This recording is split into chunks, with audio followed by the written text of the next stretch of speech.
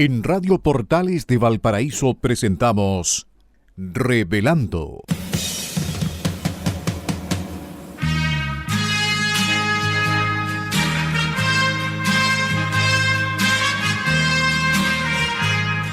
Un programa donde se abordan temas de actualidad, contingencia y la agenda cultural de la zona. Entrevistas del ámbito nacional e internacional. Revelando es presentado y auspiciado por ASOFAR AG, Asociación de Oficiales de la Armada de Chile en Retiro, Asociación Gremial. Con ustedes, Revelando en Radio Portales de Valparaíso.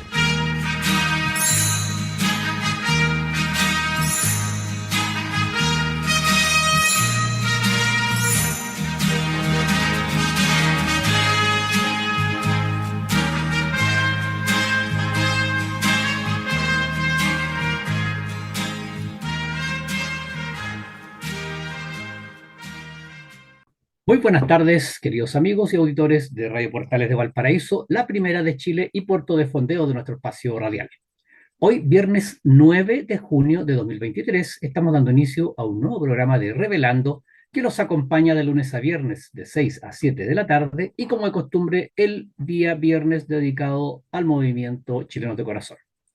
Agradecemos a Radio Portales de Valparaíso que nos abre sus señales en el dial de FM 89.5, AM 840 y también a través de su señal online en la página web www.portalesfm.cl.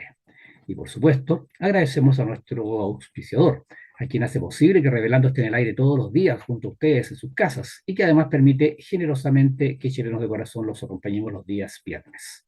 Nos referimos a la Asociación Gremial de Oficiales de la Armada en Retiro, ASOFAR AG. Gracias nuevamente a nuestra Radio Portales de Valparaíso y un especial agradecimiento a ASOFAR. También, como es habitual al inicio de nuestro programa, saludamos a nuestro amigo y colaborador Enzo Alvarado, que permite que este programa llegue hasta los estudios de Radio Portales de Valparaíso. Nuestro agradecimiento y saludo cariñoso a Enzo. Y por supuesto, no podemos dejar de agradecer también a nuestros amigos radiocontroladores de Radio Portales de Valparaíso, que colocan finalmente este programa en el aire. Nos referimos a don Luis Salinas, don Mario Salazar y don Claudio Alvarado.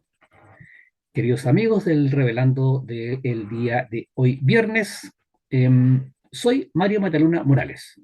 Habitualmente yo digo acá, somos Francisco Muñoz Pinto y Mario Mataluna Morales, pero el día de hoy voy a estar solo, ya que nuestro gran amigo Francisco Muñoz se tomó vacaciones que tenía pendiente y va a estar afuera por un tiempo. Así es que, por una parte, decimos que vamos a extrañar mucho la presencia, la compañía de Francisco Muñoz, y por otro lado le deseamos que tenga un súper hermoso, buen y reparador descanso en este tiempo que se va a tomar ahí de vacaciones. Antes de ir con las efemérides, queremos saludar a nuestra Radio Portales de Valparaíso en su mes aniversario. Y recordar que Radio Valparaíso estuvo ahora recién, ¿no? Hoy día estamos a 9, el 6 de junio estuvo de aniversario. Radio Valparaíso, Radio Portales de Valparaíso, fue fundado por los mismos empresarios que habían fundado las radios Portales de Talca y Portales de Santiago. Y estos empresarios, ¿no es cierto?, el 6 de junio de 1960 crean la Radio Portales de Valparaíso, consolidándose como medio radial en la quinta región. ¿Para qué decir? Que es una de las emisoras más emblemáticas de la radiodifusión chilena, está siendo como institución verdadero cronista histórico del país. Y junto con Radio Portales de Santiago, inició sus transmisiones en 1960, como dijimos, y ambas emisoras son cabeza de una extensa red de emisoras de Arica a Punta Arenas. Y, por supuesto, ubicadas dentro de las radios legendarias, las radios más antiguas de nuestro país. Así es que un abrazo grande, inmenso, a todo el equipo de Radio Portales de Valparaíso en este nuevo aniversario que se acaba de cumplir y en la celebración que están realizando todo este mes de junio. Un abrazo a nuestros amigos de Radio Portales de Valparaíso. Muy bien, vamos entonces con las efemérides nacionales y navales de la presente semana.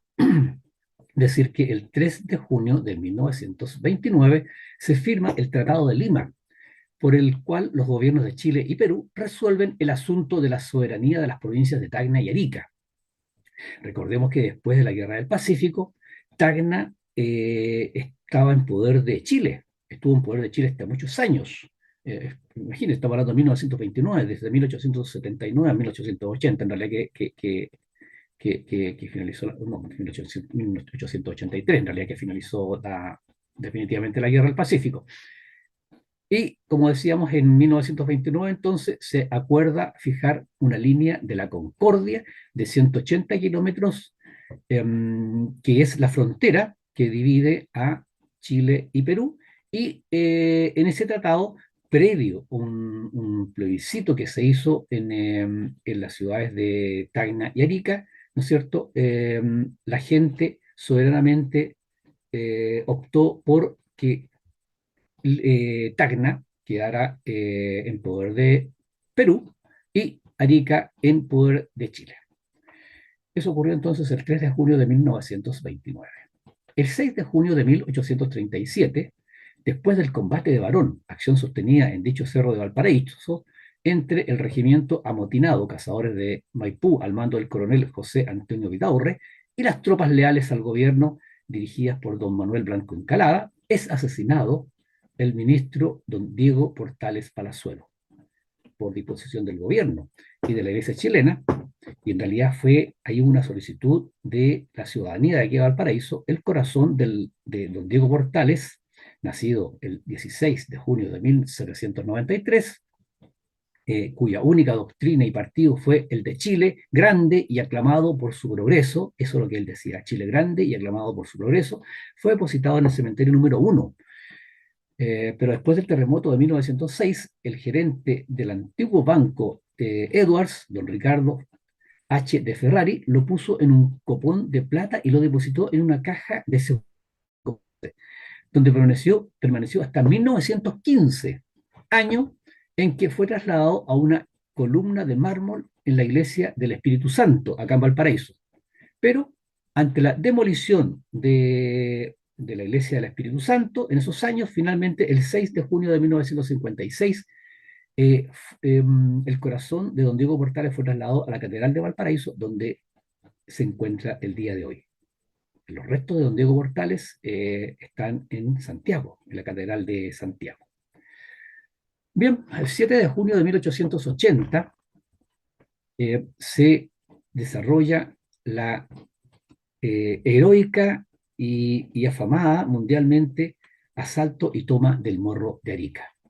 Una acción típicamente de infantería en la cual se impuso el valor personal sobre el poder de las armas de fuego. El poderoso enclave de Arica, nos referimos al Morro de Arica, había quedado aislado luego de la derrota de la Alianza en Tacna, luego de haber ofrecido fructuosamente rendición a la plaza. En la madrugada del 7 de junio, el coronel Lagos ordenó el ataque en un movimiento de 3 direcciones. El regimiento cuarto de línea, con el regimiento Buin como reserva, atacó el fuerte este. El regimiento tercero de línea atacó el fuerte Ciudadela, ambos fuertes del frente sur. Por su parte, el regimiento segundo de línea y el regimiento Lautaro atacaron los fuertes Santa Rosa, San José y 2 de Mayo en el frente norte. El ataque se inició en el fuerte de la Ciudadela, que fue tomado a cuchillo. Otro fuerte atacado fue el del este, tomado del mismo modo que el anterior. Como consecuencia, las fuerzas peruanas que salvaron de estos primeros ataques se replegaron y fueron a engrosar la guarnición del Morro de Arica, la parte alta. Según el plan trazado, una vez tomados estos dos fuertes, correspondía que el regimiento Buin tomara el Morro, que era el último fuerte, el fuerte de la cumbre del Morro. Pero en esos momentos no se sabe quién, y en el fragor de la batalla, como decimos, alguien gritó: al Morro, muchachos, muchachos. Y la tropa, olvidando las instrucciones recibidas, se precipitó a asaltar el bastión más poderoso y mejor defendido de las fuerzas peruanas, denominada Cerro Gordo, en la cima del Morro, conquistando finalmente el Morro y izando nuestro pabellón nacional. Hay una foto muy hermosa de la época donde se ve, ¿no es cierto?, a las fuerzas chilenas izando nuestra bandera nacional en el Morro de Arica. Y todo esto ocurrió en nada más que 55 minutos. el 7 de junio de 1880. Eso, queridos amigos, son las efemérides nacionales y navales del día de hoy. Vamos entonces con las efemérides de la buena memoria, correspondiente a esta semana. Para nuestros auditores que nos escuchan por primera vez, sepan que estas efemérides de la buena memoria, lo que pretendemos con ellas es contar aquella parte de la historia reciente de nuestro país que no se ha contado. Como siempre mencionamos, la historia reciente de nuestro país entre 1970 y 1973 se ha contado con un solo color de lápiz. Y se ha hecho creer a mucha gente, ¿no es cierto?, que el 11 de septiembre de 1973 las Fuerzas Armadas amanecieron con ganas de tomarse el poder y de derrocar al gobierno. Pero como bien decimos muchos, eso fue un pronunciamiento militar porque la ciudadanía lo solicitó. ¿Y lo solicitó a raíz de qué? ¿A raíz de qué? A raíz de la situación crítica que vivía el país en esa época. Entonces, nosotros lo que hacemos es tomar noticias de este mismo periodo de tiempo, pero hace 50 años atrás, y se las damos a conocer para que ustedes sepan lo que sucedía en esa época. ¿Ya? Esto es objetivo, no es comentario, o sea, no es algo que inventemos nosotros, sino que era lo que decía la prensa en esa época, que es un reflejo de lo que sucedía, por supuesto. Muy bien, dicho esto, el Mercurio de Valparaíso, el 3 de junio de 1963, destacaba la siguiente noticia: fracaso de la política económica del gobierno. La Escuela de Negocios de Valparaíso, Fundación Adolfo Ibáñez, aunque no forma parte actualmente de la Universidad Católica de Valparaíso desde el año 1969, emitió el jueves 31 de mayo un informe sobre la situación económica del país ante el Senado académico de dicha universidad y en respaldo de la posición de la Federación de Estudiantes de esa universidad. En parte, este extenso documento dice: los gobiernos han presentado e implementado políticas económicas encaminadas al logro de ciertas metas u objetivos que se identifican principalmente con A. Crecimiento económico. B. Disminuir las tasas de cesantía. C. Redistribuir el ingreso. D. Estabilidad monetaria. Si bien es cierto, el gobierno del señor Salvador Allende presentó tales planteamientos, no es menos cierto que ha supeditado el manejo económico de la nación a objetivos políticos y no económicos. Más bien, la meta visible se identifica con la estructuración de un Estado marxista totalitario mediante la llamada vía chilena hacia el socialismo. Esto decía en parte un extenso documento de la Fundación Adolfo Ibáñez que se refería estrictamente al tema económico. Y yo creo que ellos en el último párrafo que yo leí, resumen exactamente lo que sucedió en el gobierno de la Unidad Popular. Ellos mucho más allá, o sea, todo lo que hicieron, todas las medidas que se tomaron, la estatización de las empresas, el pasar propiedades a manos de la gente, confiscar y etcétera, etcétera, todo estuvo supeditado a consolidar esto que ellos llamaron la vía chilena al socialismo, un Estado marxista totalitario. Aquí nunca hubo la intención de mejorar las condiciones sociales del país. Ellos lo que querían era rápidamente establecer una segunda Cuba. Y obviamente que hubo el concurso ahí de Cuba y por supuesto de la Unión Soviética en esa época. El 4 de junio de 1973, el mismo Mercurio Valparaíso destacaba la siguiente noticia: Izquierda Cristiana vaticina sobre guerra civil en Chile. Y recordarles que ya la semana pasada, la antes pasada, dimos cuenta de que en un plenario del Partido Comunista, ellos también hablaron de que Chile se encaminaba. Ellos vaticinaban, ¿no es cierto?, predecían de que rápidamente se iba a producir una guerra civil en Chile. Y queridos amigos, esto es lo que nosotros pretendemos con estas efemerías de la buena memoria. Que ustedes sepan que en esa época estuvimos al borde, lo decían, no lo decía la gente de la oposición del gobierno, lo decía el Partido Comunista. En este caso vamos a releer la noticia de la izquierda cristiana. Lo decían ellos. Ellos se daban cuenta que era tal la crisis del país que esto irremediablemente iba a finalizar en una guerra civil. Bueno, como dije, la noticia tiene el título Izquierda Cristiana vaticina sobre guerra civil en Chile. Y la noticia decía lo siguiente: Santiago, Bosco Parra, secretario general de la Izquierda Cristiana, fue el principal orador en el acto que reunió a militantes de esa agrupación política ayer en el Teatro San Diego de la capital, en adhesión a los ministros de Minería, Sergio Villar, y de Trabajo, Luis Figueroa. Bosco Parra dijo en parte de su intervención: haremos todo lo posible por evitar la guerra civil, pero si el fascismo logra producirla, haremos todo lo posible por ganar la guerra civil. En esta parte de su intervención, Parra fue largamente ovacionado por los asistentes, agregando posteriormente que los cristianos estarán presentes en esta y cualquier otra hora que viva el país hacia su transformación y que caerán los cristianos que la historia reclama que caigan en este proceso. Ojo con esta frase del señor Bosco Parra. Y caerán los cristianos que la historia reclama que caigan en este proceso. Entonces, queridos amigos, aquí esto no era de una manifestación, esto no era de ganar en las urnas, esto era de finalmente matarnos entre chilenos. El Mercurio de Valparaíso, el 5 de junio de 1973, destacaba la siguiente noticia: Corte Suprema denuncia atropello de legalidad. Esto por no acoger fallo que restituye emisora. Santiago, de atropello a la legalidad vigente calificó la Corte Suprema en un fallo dictado anoche sobre la actitud del ministro secretario general de Gobierno, Aníbal Palma, al negarse a restituir la Radio Sociedad Nacional de Agricultura, como lo ordenaba el ministro en visita extraordinaria, don Hernán Cereceda. El fallo indica que constituye una resistencia de ese organismo, se refiere al Ministerio Secretario de Secretaría General de Gobierno, respecto a la resolución judicial pronunciada por el expresado ministro, en orden a que no puede mantenerse la suspensión de las tramitaciones en la emisora afectada y que debe reponérsela en su funcionamiento, y que el no cumplimiento por el organismo mencionado de la resolución que se adoptó contradice la facultad del imperio que tienen los tribunales de justicia para hacer cumplir las resoluciones que dictan. Bueno, como también lo comentamos en el programa anterior, ¿no es cierto? Ya la Corte Suprema se está refiriendo, esta es una vez más en que la Corte Suprema se pronuncia, mejor dicho, en esto de que era que no se cumplían los fallos judiciales. No se cumplían. Aquí en este caso, eh, esta denuncia es en contra de la Secretaría del Secretario General de Gobierno, don Aníbal Palma, pero ya antes habían habido denuncias en contra de gobernadores e intendentes, ¿no es cierto?, porque no se cumplían los fallos de la Corte, de los tribunales de justicia, perdón. Por su parte, el Mercurio de Santiago, el 6 de junio de 1973, destacaba la siguiente noticia.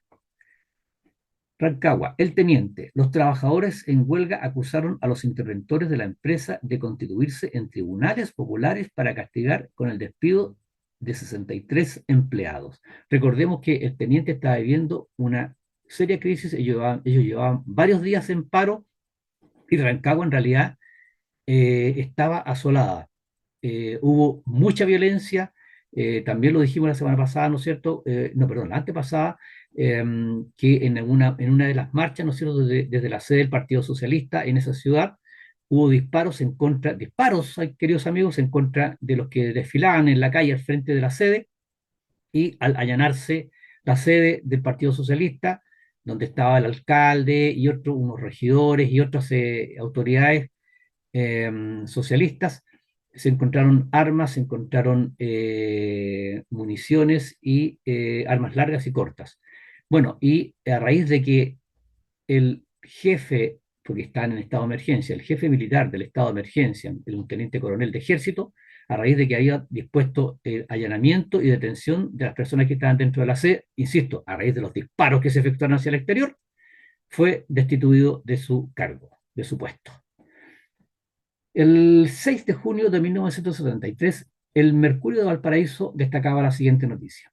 Obispos señalan dolor, críticas e inquietud por situación del país. Parece azotado por una guerra, dicen. Santiago.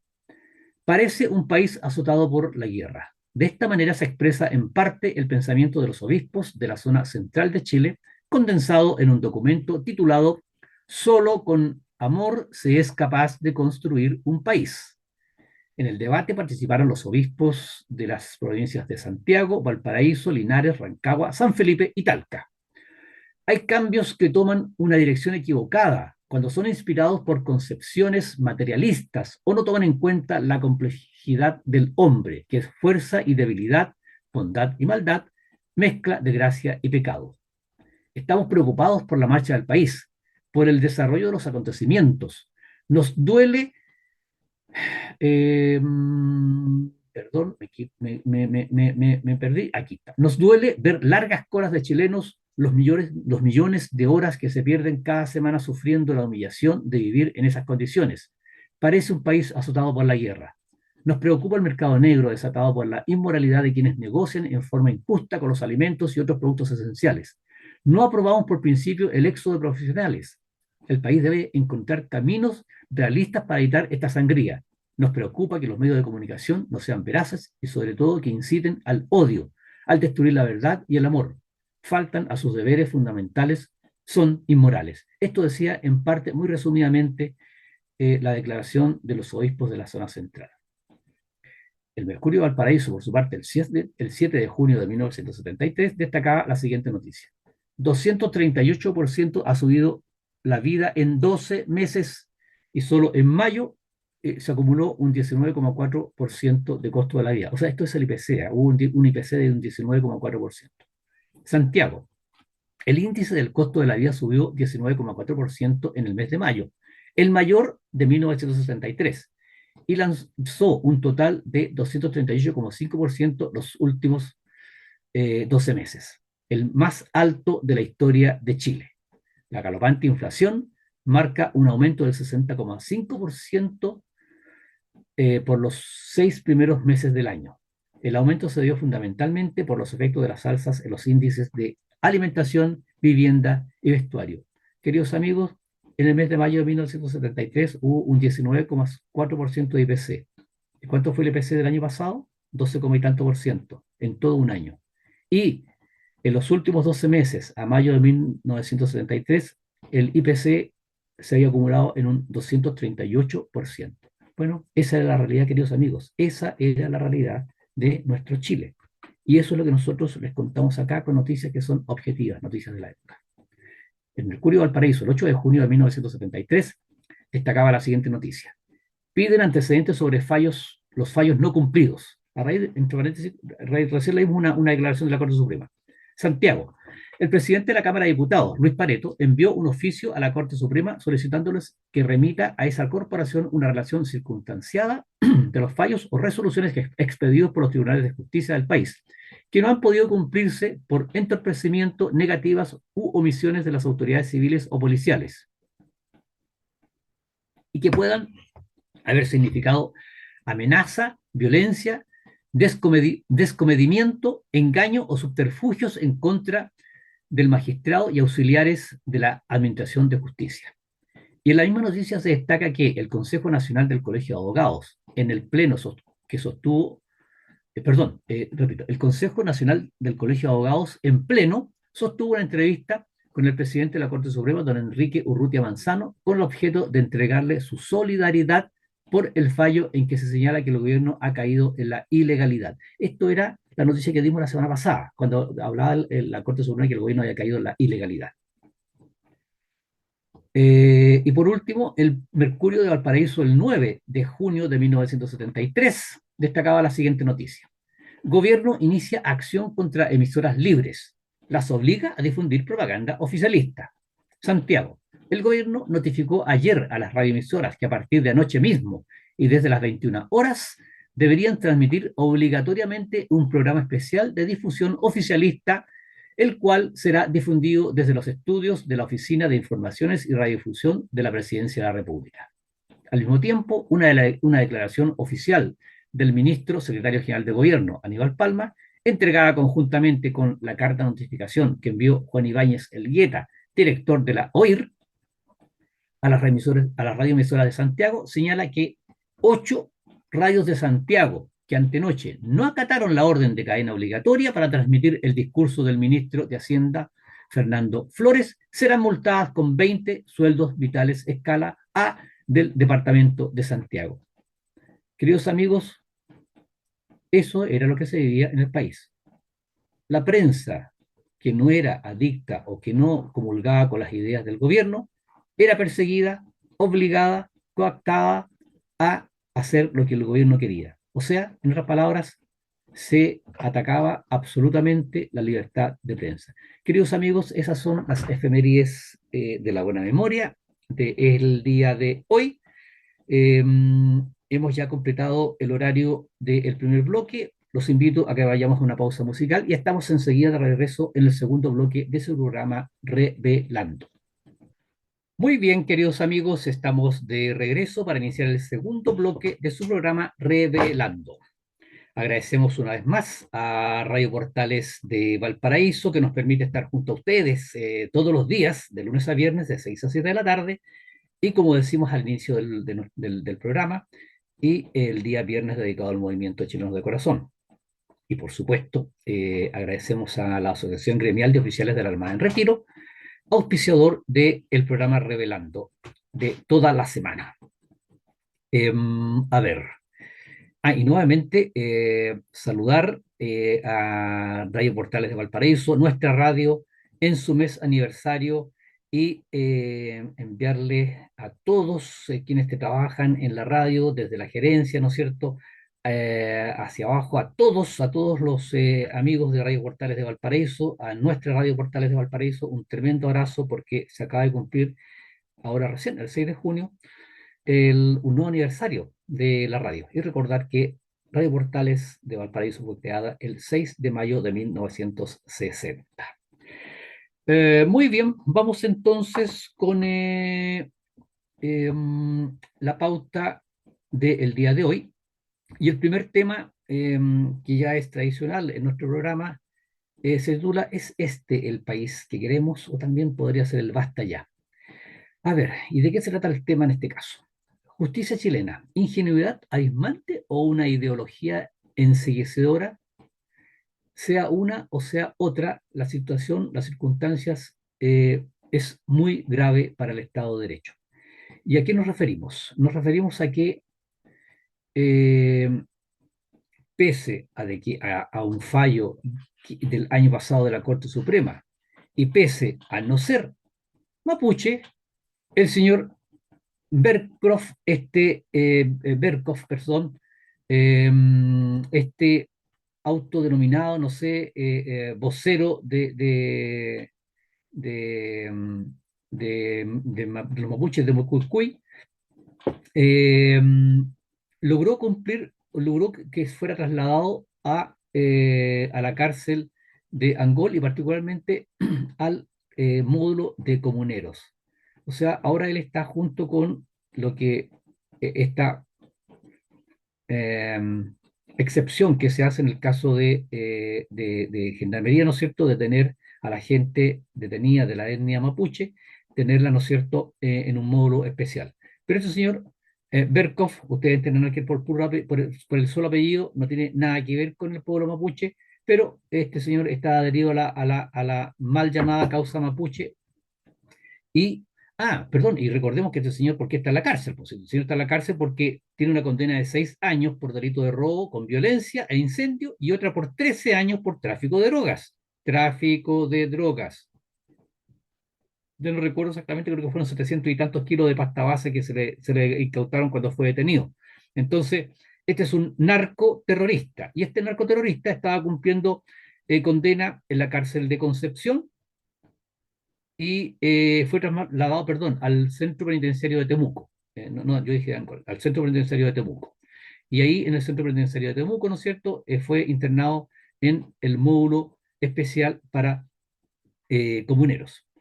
Digamos que el traslado se concretó ya hace un buen tiempo, el 28 de marzo, y que en agosto de 2022 la Corte Suprema revocó un requerimiento que tenía una fundamentación similar debido a que el ex comunero, al ex integrante de la coordinadora Arauco Mayeco, se considera una persona mapuche.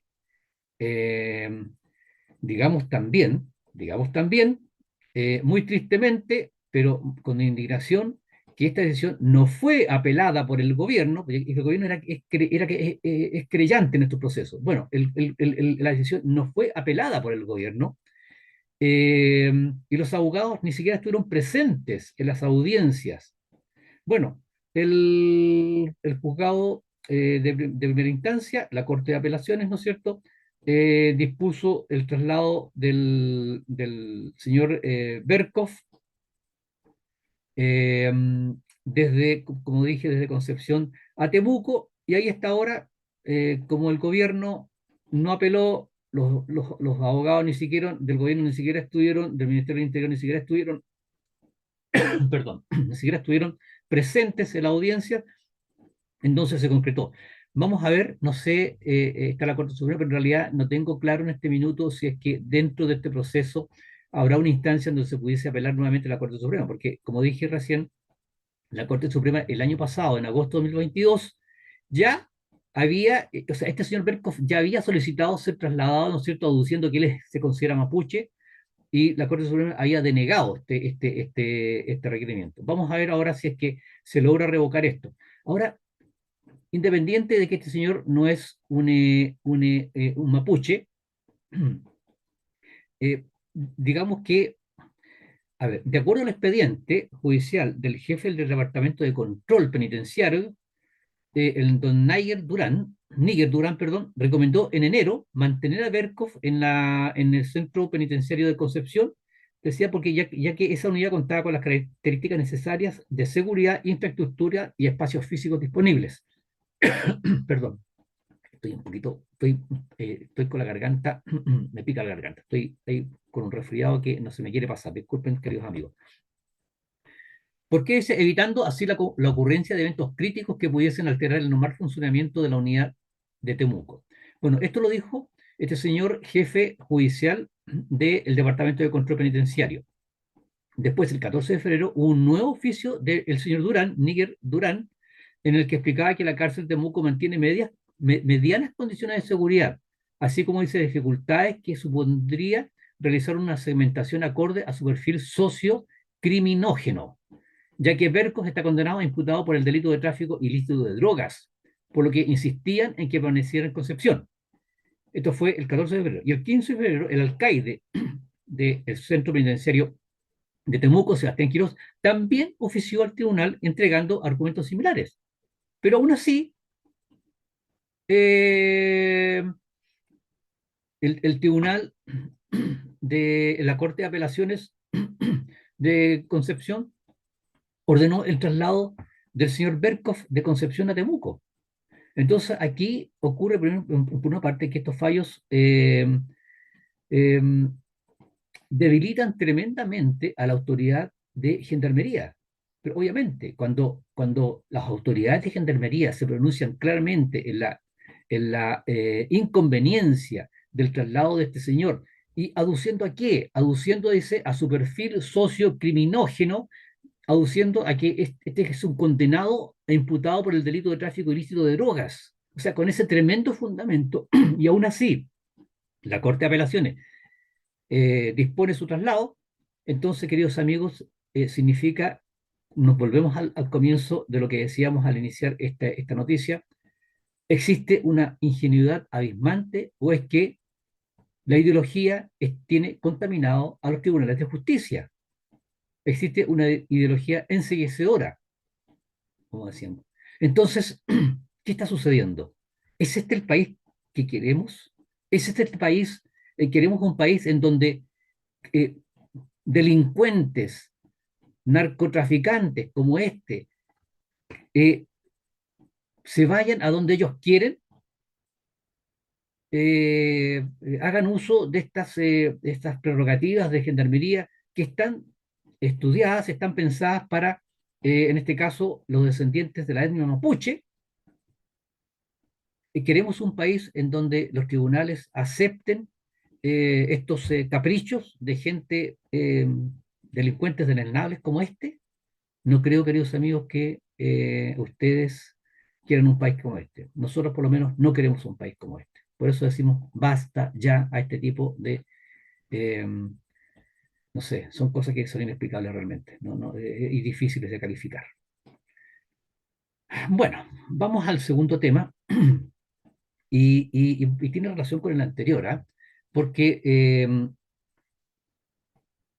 la verdad las cosas es que con tanta contingencia acabamos de tener la cuenta pública, Se constituyó recientemente el Consejo Constitucional, el nuevo proceso constitucional, la delincuencia desatada en todo el país, la inmigración descontrolada. Bueno, nos hemos olvidado de la macrozona sur. Bueno, nosotros tomamos acá una noticia, una columna, mejor dicho, de el medio El Líbero, que dice que mayo cierra como el mes más violento del año en la macrozona sur. Y esto, queridos amigos, lo queremos comentar para que no nos olvidemos de que tenemos a chilenos en el sur que están sufriendo todos los santos días, están sufriendo con el narcoterrorismo. Bueno, mayo cerró con 57 hechos de violencia y terminó con el mes con más ataques en lo que va corrido del presente año. De este total de 57 hechos de violencia, 41 fueron cometidos en la región de la Araucanía, 9 en el Biobío y otros 7 en los ríos, donde además, de la columna, también ocurrieron 5 hechos vinculados al robo de madera. De todas estas acciones se logró detener a 32 personas, la gran mayoría de ellos por el delito de robo de madera. Estos hechos, los 57 hechos de violencia, dejaron 109 víctimas y 83 bienes afectados.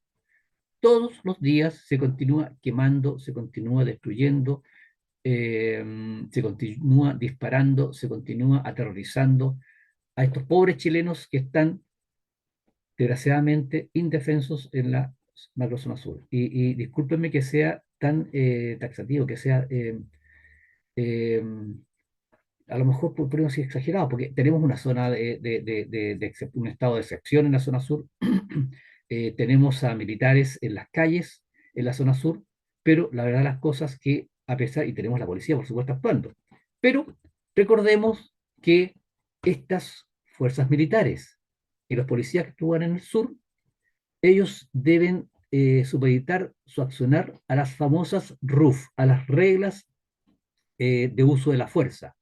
Y estas reglas de uso de la fuerza, que las estipula no las fuerzas policiales ni militares, sino que las estipula o las definen la autoridad civil, tienen absolutamente atado de manos a las fuerzas policiales y militares en el sur.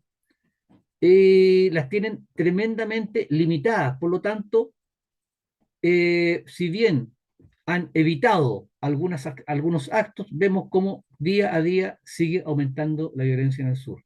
Y esto no para. ¿Por qué? Porque no existe, lo digo, lo repito, no existe de parte de la autoridad, las autoridades de gobierno, no existe la más mínima voluntad de detener esto. ¿Y por qué no existe? Porque vimos al señor presidente de la República, ¿no es cierto?, cuando era ya diputado, como en visita, ¿no es cierto?, a Temucuicui, ¿no es cierto?, se fotografiaba y públicamente expresaba su solidaridad con la comunidad autónoma de Temucuicui. Y ha expresado su solidaridad con ellos, con la coordinadora Arauco Mayeco, etc. Entonces, bueno, pues obviamente que si el presidente de la República tiene ese pensamiento, tiene esas iniciativas, tiene esas simpatías con esta gente, el resto de la gente que está con él también las tiene y por eso que no existe la voluntad de parte del gobierno de detener esto.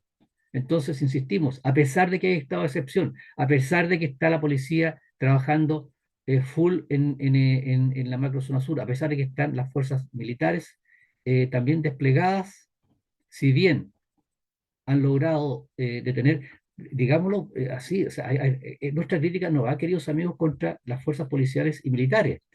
Gracias a que había militares en la calle se pudo tener una cosecha en el verano recién pasado. Gracias a eso podemos tener trigo, no tenemos que poner abastecimiento, por ejemplo, de trigo y de muchos otros productos que se producen allá en la zona sur. Entonces, pero, como digo, como están tremendamente eliminados. Por ejemplo, a ver, usted se dedica a vigilar, a defender este campo, pero si están quemando al lado, usted no puede actuar. Estoy dando un ejemplo muy burdo, pero esa es la situación, queridos amigos. Esa es la situación. Las fuerzas militares están absolutamente limitadas por las órdenes que se les impone de parte de la autoridad civil. Por eso es que, volvimos a insistir, hacemos referencia a esta columna del libro donde dice que en mayo terminó con 57 hechos de violencia, el mes con más ataques durante el presente año. Y solamente decir o hacer presente o recordar dos hechos que ocurrieron en el mes de mayo. A mediados de mes, en la comuna de Freire se registró, perdón, no, perdón, el primero fue, son tres en realidad. El primero fue el atentado, uno de los atentados más graves y que tuvo más connotación pública por el hecho de que a quien se realizó fue este ataque recibido por el consejero constitucional electo del Partido Republicano, don Hernán Urban, quien junto a su padre y su familia fueron objeto de sendos ataques con armas de fuego, tanto en el predio donde su padre trabaja, eh, como en la casa de uno de ellos, y esto fue a plena luz del día. Fueron víctimas, ¿no es cierto?, de ataques con armas de fuego. Les dispararon simplemente a plena luz del día. Y eso fue el hecho más conocido, ¿por qué? Porque fue hecho contra la familia Urban, que ya lleva, en ese minuto lleva alrededor de más de 200 ataques desde que partió esta escalada de violencia en la macro zona sur de estos narcoterroristas. Y porque era una persona conocida y un consejero constitucional electo. Pero bueno, fue a mediados de ese mes, de mayo, en la comuna de Freire se registró otro brutal ataque cuyo objetivo fue el fundo Tumuntuco, la selva, ubicado al sur de Temuco, distante unos 9 kilómetros de la localidad de Quepe. En la oportunidad, un grupo de desconocidos ingresaron portando antorchas y acelerantes con los que procedieron a quemar tres casas, tres galpones, tres vehículos y cuatro tractores. En uno de los atentados más masivos de que se tenga conocimiento. Eso fue a mediados de mes. Y la semana pasada, ustedes recordarán, ¿no es cierto?, que también fue noticia porque fue repudio nacional este atentado incendiario en contra de la escuela rural Boyilco, en la comuna de Victoria, recinto educacional que acoge, o acogía, mejor dicho, a 18 estudiantes del sector quienes no pudieron seguir asistiendo a clases en su establecimiento. Eh, bueno, hay tres ejemplos de la violencia, esta violencia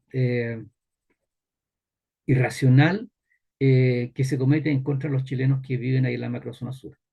Digamos, digamos, de paso, que el gobierno en ninguno de estos casos decidió invocar la ley antiterrorista para la investigación penal, particularmente del incendio de la escuela. Y, digámoslo, además, el gobierno aún no promulga la ley que aumenta las penas por robo de madera. Eh, Esto, de hecho, se comentó el miércoles recién pasado, aquí en el programa Revelando, del día de miércoles, bien digo. Pero bueno, eso es, una vez más, vemos, ¿no es cierto?, como lo comentamos en la noticia o en el tema anterior, una vez más, el gobierno no, no manifiesta su voluntad de atacar con todas sus fuerzas a esta gente, con todas sus fuerzas. Para ellos son simples actos delictuales. Quemar una escuela, dejar 8 niños, atacar o balear a plena luz del día las casas donde vivía gente que vivía en la zona sur, quemar, como dijimos recién, ahora tres casas, tres galpones, tres vehículos y cuatro tractores. Es que ¿sabes lo que pasa? Que eso no va simplemente con ese hecho, eso va con amenazas. Eso va con amenazas. ¿Eso no es terrorismo? Bueno, el gobierno no invoca la ley antiterrorista. Entonces, ¿cuándo vamos a terminar con esta violencia, con esta actitud irracional, demencial de esta gente que está causando tanto daño? ¿Cuándo vamos a poder erradicar, vamos a poder combatir efectivamente la delincuencia en general en el país si las autoridades no tienen la voluntad de hacerlo, no utilizan todos los medios? ¿Cuándo va a ocurrir? No va a ocurrir nunca, queridos amigos. Insistimos, el gobierno no tiene la voluntad de hacerlo, no tiene la voluntad de hacerlo. A ver, ¿qué otra cosa tenía para comentar con ustedes? Bueno, en muy corto, decir de que se inició el trabajo del Consejo Constitucional el 7 de junio recién pasado. Han habido críticas, por supuesto, de parte de los sectores de izquierda, debido a que las comisiones, las cuatro comisiones, ¿no es cierto? Tanto la presidencia del Consejo como las cuatro comisiones van a quedar en manos del sector de la derecha, digamos, derechamente el Partido Republicano y Chile Vamos, que obtuvieron la gran mayoría. Ahora esto, si bien gente del Partido Comunista y el sector del Frente Amplio lo han criticado tremendamente, diciendo, ¿no es cierto?, que esto es una mala señal, de que aquí no se quiere, no se quiere ser transversal. Bueno, ocurre en todas partes, pues amigos. ¿Quiénes son los diputados que tenemos actualmente? ¿Quiénes integran la Cámara de Diputados? ¿Quiénes integran el Senado? Lo integran las mayorías, los partidos que han sido mayorías en las votaciones. En este caso, cuando votamos, ¿no es cierto?, la elección de los consejeros constitucionales, la gran mayoría estuvo por elegir consejeros del Partido Republicano y Chile Vamos. Por supuesto que por eso es que tenemos en este minuto la presidencia del Consejo y de las comisiones en manos de esos partidos o esas coaliciones. Bueno, es la ley de la democracia, pues, es la ley de la democracia. Así es que aquí no hay ninguna cosa rara, aquí no hay malas señales, aquí simplemente se está actuando de acuerdo a lo que nosotros, todos los chilenos, votamos. Em, Aún no tenemos, no ha comenzado a trabajar el Consejo. Nosotros hemos hecho presente, tenemos bastantes aprensiones en respecto del texto que aprobó y que entregó al Consejo el Comité de Expertos, partiendo, ¿no es cierto?, por esta expresión de que Chile es un Estado social y democrático de derecho. Nos preocupa muchísimo eso. Nos preocupa, por ejemplo, que el derecho preferente para educar a los hijos no sea de los padres, sino que sea de las familias, esto etéreo, que no sabemos qué va a suceder el día de mañana, cuando los hijos son de los padres, o sea, perdón, fueron engendrados por sus padres, no por las familias que no sabemos qué ocurre, quién integra familia. No estamos de acuerdo, por ejemplo, con que exista el derecho a la salud, pero que no exista el derecho de elegir la salud que yo quiera. Está en el texto que aprobó el comité de expertos. Y así como esos, hay varios otros temas que nos tienen muy preocupados. No queremos adelantarnos, sabemos que ahora viene el trabajo del Consejo Constitucional y el Consejo tiene la oportunidad de corregir, enmendar muchas de estas cosas que a nosotros nos preocupan. Vamos a estar muy atentos a esto y lo vamos a estar comentando, por supuesto, con ustedes el desarrollo del trabajo del Consejo Constitucional. Y queridos amigos, lo último que quiero conversar con ustedes muy rápidamente es la encuesta CADEM correspondiente a la primera semana de junio y algo relacionado con el Consejo, justamente el proceso constitucional, mejor dicho. Entonces, a la pregunta de cuánta confianza tiene usted en el rol de los expertos en el nuevo proceso constituyente, el 52% no tiene confianza y solo el 47% o el 47% tiene confianza. Está bastante equiparado, pero sigue habiendo más desconfianza que confianza. ¿Y cuánta confianza tiene usted en que el nuevo Consejo Constitucional logrará proponerle a Chile una constitución que sea votada a favor?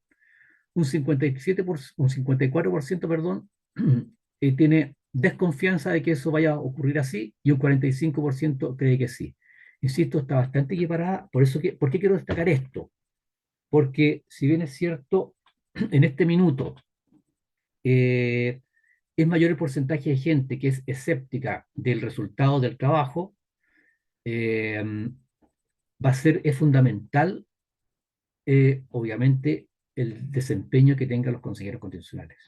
Va a ser fundamental, va a ser fundamental. De ellos va a depender, ¿no es cierto?, que este proceso termine exitosamente, como lo queremos todos los chilenos, los buenos chilenos. Y dice, con la información que tiene disponible hasta ahora, ¿usted votaría a favor o en contra de la nueva constitución en las elecciones de diciembre de este año? A 2 de junio, solamente un 28% votaría a favor, un 48% votaría en contra y un 24% no sabe o no responde. Insisto, a la pregunta de, con la información que tiene disponible hasta el momento, ¿usted votaría a favor o en contra de la nueva constitución en las elecciones de diciembre? Solamente un 28% votaría a favor y un 48% en contra. Y esto es muy preocupante. Es muy preocupante porque nuevamente siembra tremenda incertidumbre para el futuro del país. Desgraciadamente. Desgraciadamente es así. Queridos amigos, hemos llegado al final del programa. Antes de despedirnos, nuevamente saludar, mandar un abrazo cariñoso a Francisco Muñoz, desearle que tenga un muy buen descanso y que sea un hermoso viaje el que acaba de iniciar el día de ayer. Y por una parte eso, por otro lado, insistir en los saludos a nuestra Radio Portales de Valparaíso por un nuevo aniversario, siendo una voz absolutamente decisiva en la radiofusión en la quinta región, una voz con experiencia, una voz con prestigio, nuestra Radio Portales de Valparaíso. Así es que un gran abrazo por el nuevo aniversario que se acaba de cumplir ahora el 6 de junio. Y a ustedes, queridos amigos, agradecerles nuevamente de corazón su sintonía, desearles que tengan un muy buen fin de semana y nos encontramos el próximo viernes, si Dios quiere, pues. Continúen en la sintonía de Radio Portales de Valparaíso y que tengan una muy buena tarde-noche. Ah, perdón, y antes de dejarlos, se me había olvidado, antes de dejarlos, alegrarnos por el buen tiempo, el poquito pero buen tiempo que tuvimos el día de hoy. Esta lluvia, ¿no es cierto?, que aunque pequeñita, pero que en algo nos ayuda. Y como decía Francisco Muñoz, alegrarnos por el buen tiempo. Antes hablábamos de mal tiempo, ahora hablamos del buen tiempo. Queridos amigos, hasta siempre y que Dios los bendiga. Muchas gracias. En Radio Portales de Valparaíso hemos presentado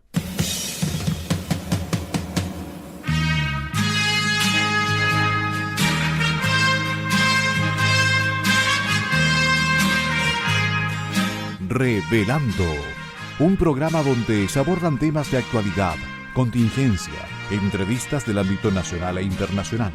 Revelando es presentado y auspiciado por Asofar AG, Asociación de Oficiales de la Armada de Chile en Retiro, Asociación Gremial. Sintonícenos en un próximo programa. Buenas tardes.